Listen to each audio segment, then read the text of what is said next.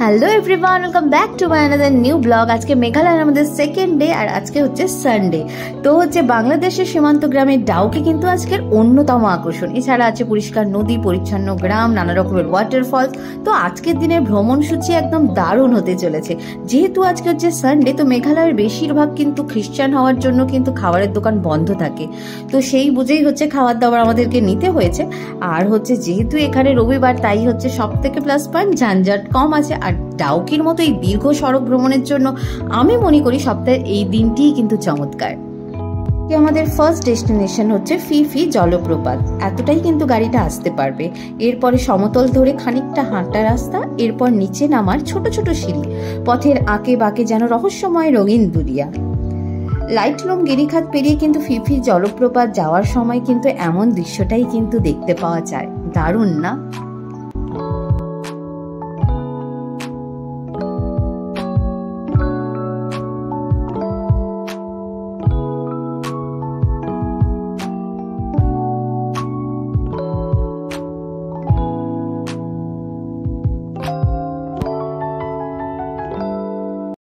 আমাদের নেক্সট হচ্ছে ডেস্টিনেশন হচ্ছে ক্র্যাংশুরি জলপ্রপাত। ক্র্যাংশুরি জলপ্রপাত একটি ভিন্ন নান্দনিক বৈশিষ্ট্যযুক্ত একটি শান্ত নদী হঠাৎ করে নেমে আসে, প্রবাহিত জলের পর্দা তৈরি করে, যা গুহার ওপর এসে পড়ে।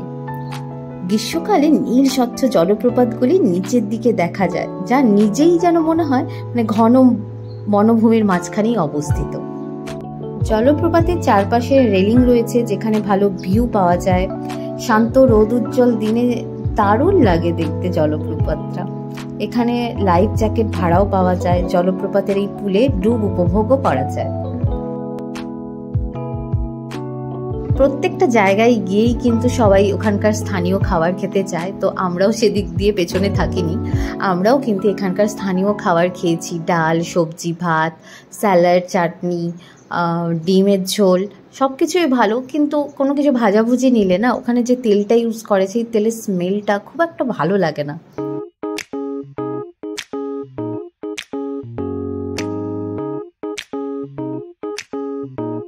আমাদের নেক্সট ডেস্টিনেশন হচ্ছে ডাউকি রিভার, যাকে উমঙ্গট রিভারও বলা হয়। ডাউকি রিভারে এসে মনে হচ্ছে যেন সেই মেলার মতো হচ্ছে লোকের লোকারণ্যর অবস্থা। বোটে চড়ার জন্য লাইন দিতে হচ্ছে। এখানে পুরো রিভারটা ঘোরার জন্য 1000 রুপিস নেয়, আর হাফ ঘুরলে 800 রুপিস। মনে হচ্ছে যেন কাঁচের ওপর রয়েছে নৌকা। এটি যে নদী, বিশ্বাসই হচ্ছে না এক ঝলকে। এতটাই পরিষ্কার উমঙ্গট রিভার, কেবল নৌকারই ছায়া পড়ছে।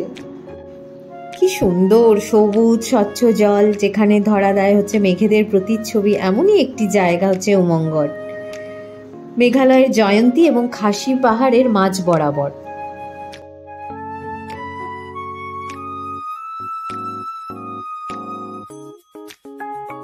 উফ, স্বচ্ছতা কাকে বলে তারই উদাহরণ মেঘালয়ের এই নদী।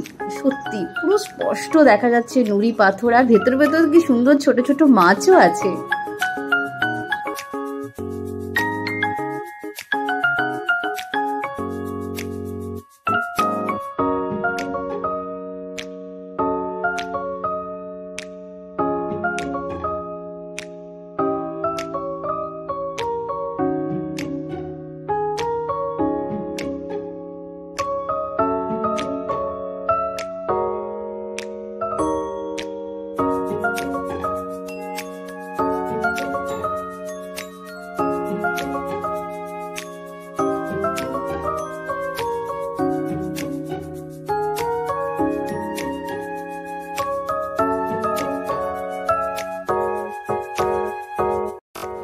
বোটিং আমাদের মোটামুটি শেষ, আমরা কিনারায় চলে এসেছি।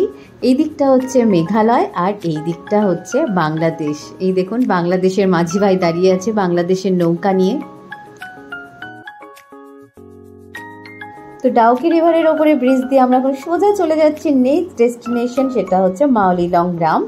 গ্রামটি কিন্তু এতটাই সুন্দর এবং কিন্তু দূষণ মুক্ত। কিন্তু সন্ধে হয়ে গেছে, তাই ভিডিওটা আমি ঠিকঠাক করে করতে পারছিলাম না, যেহেতু লাইট কম, তাই জন্য ঠিকঠাক করে দেখা যাচ্ছে না। কিন্তু সত্যি গ্রামটি কিন্তু অসাধারণ। এত পরিষ্কার পরিচ্ছন্ন, সাজানো গোছানো, নানা ধরনের ফুল দেখতে পাওয়া যায়, নানা ধরনের পাতাবাহারি গাছ আছে, ভীষণ সুন্দর জায়গা। তো আজকের ব্লগটা আমি এখানেই শেষ করলাম। কেমন লাগলো অবশ্যই জানাবেন। তো আজকের মতো বাই বাই।